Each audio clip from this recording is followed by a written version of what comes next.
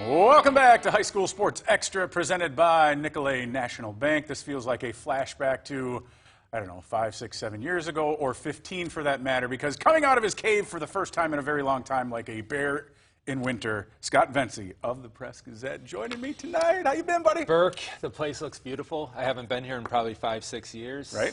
It looks a little bit different, but I like it. I like when I have to say I'm filling in for Ryan since I created this show. Correct, yeah. 18 years ago. Yep, you were the founder, and you guys now are giving out water. There you go. Yeah. We didn't even have it. It's in the budget now. Oh, is it? We didn't have it back in the day. I thought maybe it was just for me. Okay. You know what? You came up with it. Vince Young was trying to make the Packers roster the last time we did this show together. Yep, and I had to look it up 2013. Yep. So I don't know, man. I don't know how I'm going to do. I'm out of shape in this. A lot of these athletes were in like 6th grade then.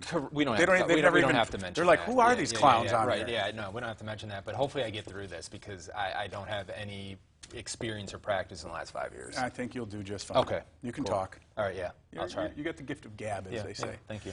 All right, let's talk some football. Our game of the week wasn't much of one. And unfortunately for Schwabenheim, they're going to have to kind of lick their wounds, see where they stand. We'll talk about them more in a minute. But Bayport making a statement. We know, we kind of thought going into this season, anybody who follows a high school game, there was Bayport in the FRCC, and then there was everybody else. Correct. And I think that's what we found out. That's absolutely what's going on. And true story, yesterday we're live streaming the game all across basically the world. Anybody who has the internet can watch it. I know somebody who lives in D.C., had his 3 kids watch this game. They're a combined age of about 16, never really watched a high school football game. Diego, JJ, and Maddie said to their father, "What is this?" And they were talking about the Bayport defense because they're that dominant. I've seen Bayport 3 times this year. This was by far the best defensive display that they've had, which is saying something because of how good they are. Schwabenheim could not do anything. There was 2, 3 times where Bayport was actually in the backfield as Schwabenheim was trying to hand the ball off. Well, and that's, I mean, it was just insane. And Gary Westerman said it. He said this was our most complete game of the season. And you expect that as you get into week 7, 8, and 9 before you get ready to make a postseason push. You know, I mean, before Kimberly and Fond du Lac got really good, and obviously we know what the Papermakers have already accomplished in 5, you know, straight state titles, and then 7 or whatever overall. But then you got Fondy, Kimberly, and Bayport. You could have 3 of the top 4 teams in the state all in the semifinals this year. Yeah, and it's one of those things where Bayport, basically their entire team is seniors.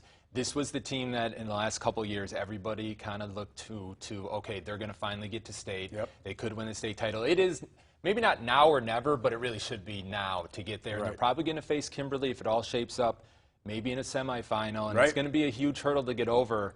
And the one thing about Bayport, their defense, again, probably the best one I've seen since the 2005 Schwabenheim team, which is saying a lot. The only thing is that they have an undersized cornerback trio, everybody 5'9" or shorter.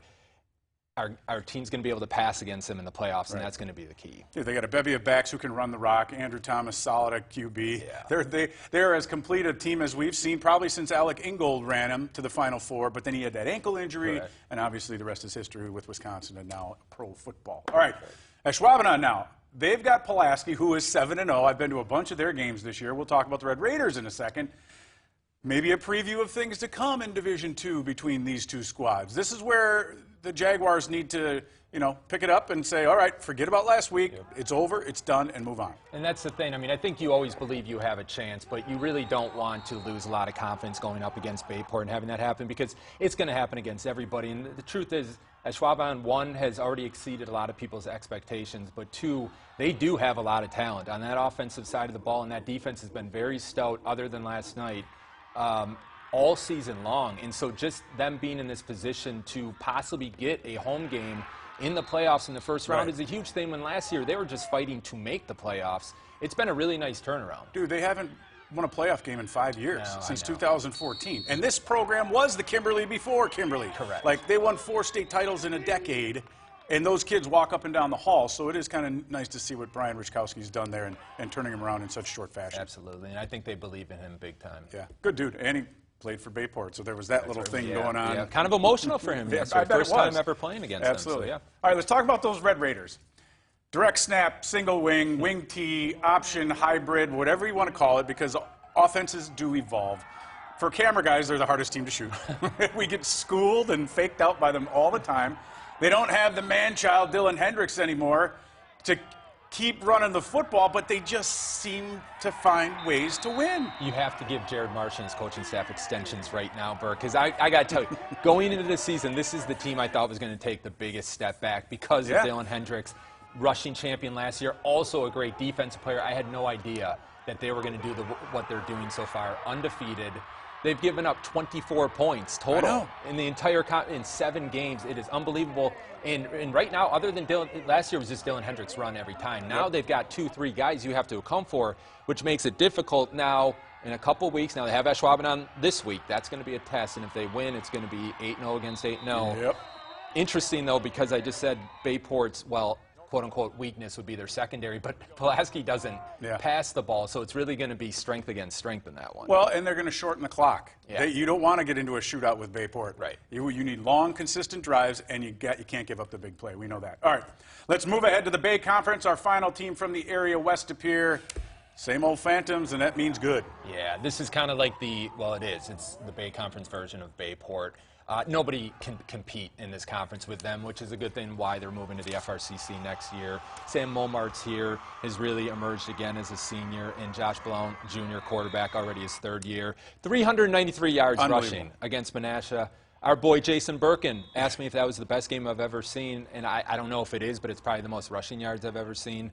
And that was against a Menasha team that's really good. So now West De Pere, they have the goal of getting back to state this year, but motivation, exactly, big-time motivation after blowing it last year, after leading 24-0 in the 3rd quarter. But interesting thing about them is they're probably going to be in Division II this year for the first time in a long time. One of the smallest teams in Division II, but Jack Batten, the coach there, will tell you he likes to talk about Dick Ben and how good basketball, good football knows no divisions. Yeah, that should be interesting to see. West De Pere is rolling again. Like I said, the Blue Jays are the only ones that they've even ran with them at all. Correct.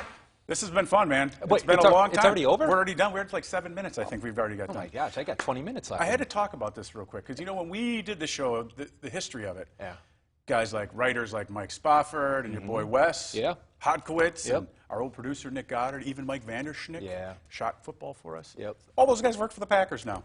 And we're still here. Well, you know what, though? They're sellouts, and we're here because of what we love, what we do, And it's not about the money. It's definitely not about the money for me. All right, we'll see you in 5 years. All right, buddy. Scott Venci of the Green Bay Press Gazette, thanks for stopping by. Appreciate you taking the time. All right, when we come back on High School Sports Extra, we'll have our Local 5 Top 5 plays, our Team of the Week, and the best video from Week 7 of prep football. That's coming up next.